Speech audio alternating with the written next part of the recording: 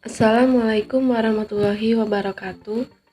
Perkenalkan, kami perwakilan dari kelompok 6 pada mata kuliah perkembangan peserta didik dengan dosen pengampu Bapak Chandres Abadi, MPD Kons, kelas 2E. Di sini kami akan menjelaskan materi kami yang berjudul Perkembangan Prenatal dan Pengaruh Prenatal terhadap Tingkah Laku Postnatal. Sebelum kami memaparkan materi, kami akan memperkenalkan anggota dari kelompok kami. Yang pertama yaitu saya sendiri, Sukma Nur Amini, MPM 5021168, Zerina Anggraini, MPM 5021167, Tarisa Suci Ramayanti, MPM 5021180. Baiklah, di sini saya akan menjelaskan materi kami. Yang pertama yaitu perkembangan prenatal. Masa prenatal merupakan masa di mana manusia mengalami perkembangan untuk pertama kalinya, atau biasa disebut dengan awal perkembangan. Masa ini terjadi selama dalam rahim seorang ibu, yaitu berkisar sekitar 9 bulan lebih 10 hari. Masa prenatal ini juga merupakan masa yang sangat penting, karena di masa ini manusia memulai proses pembentukan dan beberapa aspek perkembangan, seperti terbentuknya kecerdasan, kepribadian, kemampuan, dan lainnya. Selanjutnya yaitu tahapan perkembangan janin dalam kandungan. Secara psikologis, perkembangan manusia dimulai dari pada saat janin mulai bereaksi terhadap rangsang-rangsang dari luar. Reaksi terhadap rangsang dari luar telah dimulai sangat awal. Sedangkan secara biologis, kehidupan dimulai pada saat yakni terjadinya konsepsi atau pembuahan, yaitu bersatunya sel telur, ovum tunggal, dan ova jamak. Sel laki-laki spermatozoa tunggal dan spermatozoa jamak. Ini adalah gambar dari tahapan perkembangan janin.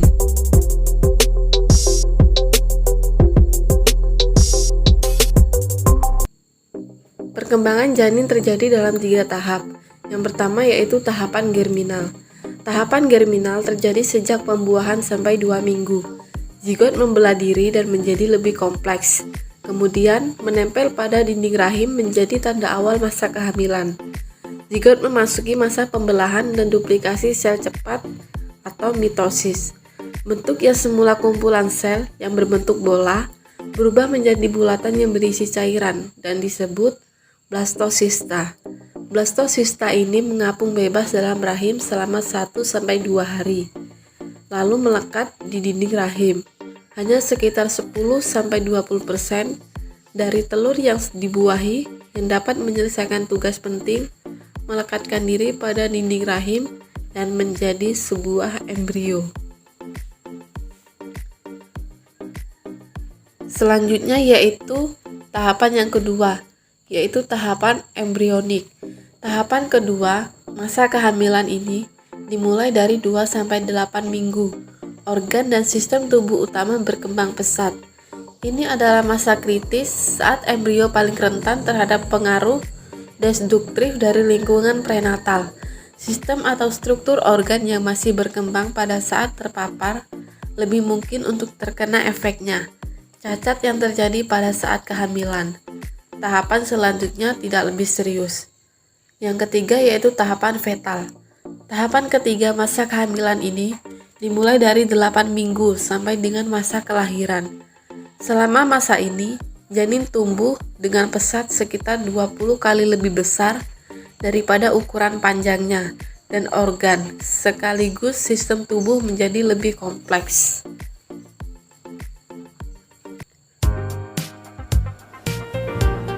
Ini adalah gambar dari ketiga tahapan. Yang pertama yaitu germinal, embrionik, dan fetal.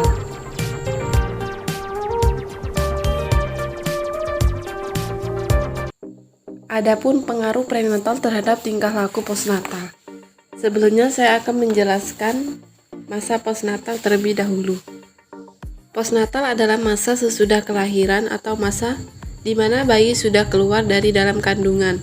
Setelah bayi lahir keluar dari kandungan akan mengalami perkembangan yang meliputi masa bayi, masa awal anak-anak, masa pertengahan dan akhir anak-anak, masa remaja, masa awal dewasa, masa dewasa, masa akhir dewasa, dan sampai masa tua.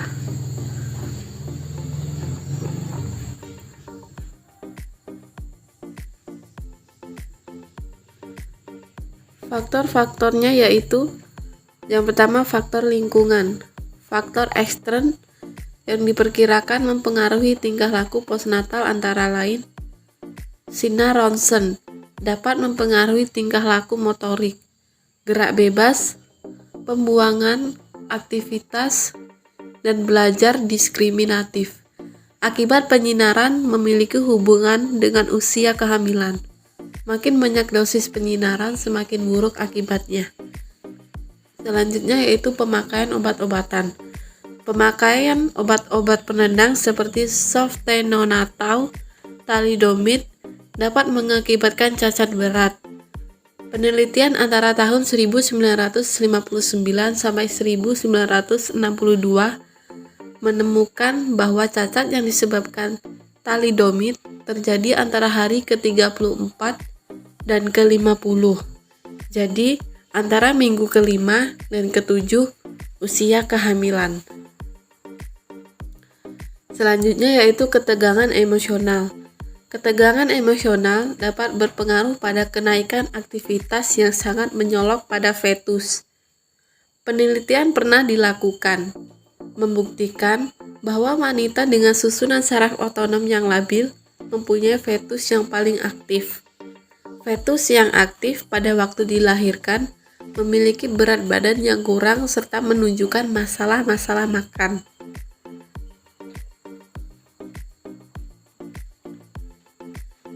Selanjutnya yaitu tahayul.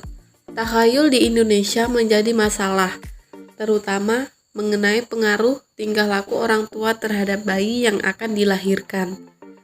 Ada anggapan bahwa sewaktu ibu sedang hamil, suaminya membunuh seekor ular, maka anak yang akan dilahirkan kulitnya bersisik seperti ular. Itu dapat diterangkan bahwa dalam diri ibu adanya pengaruh keadaan hormonal terhadap psikis ibu. Selanjutnya yaitu sikap ibu. Ada anggapan bahwa sikap menolak dari pihak ibu terhadap janin dalam kandungan akan diteruskan sesudah anak dilahirkan. Namun, hasil penelitian Geisler di Jerman Timur dan Sert et al. Di Amerika dalam Mons DKK 1952 menunjukkan bahwa lebih dari 90% jumlah ibu yang semula menolak berubah menjadi sikap yang positif terhadap anak sesudah dilahirkan. Dalam penelitian longitudinal menunjukkan bahwa ada perubahan sikap ibu terhadap anak yang dikandungnya, yakni dari sikap positif ke negatif, dari sikap negatif ke positif, dan sikap yang berubah-ubah itu akhirnya menjadi positif, yaitu sikap menerima terhadap anak yang dilahirkan. Baiklah, sekian penjelasan materi dari kelompok kami. Semoga teman-teman sekalian bisa memahami dan mengerti apa yang kami jelaskan tadi. Untuk itu, kami akhiri. Wassalamualaikum warahmatullahi wabarakatuh.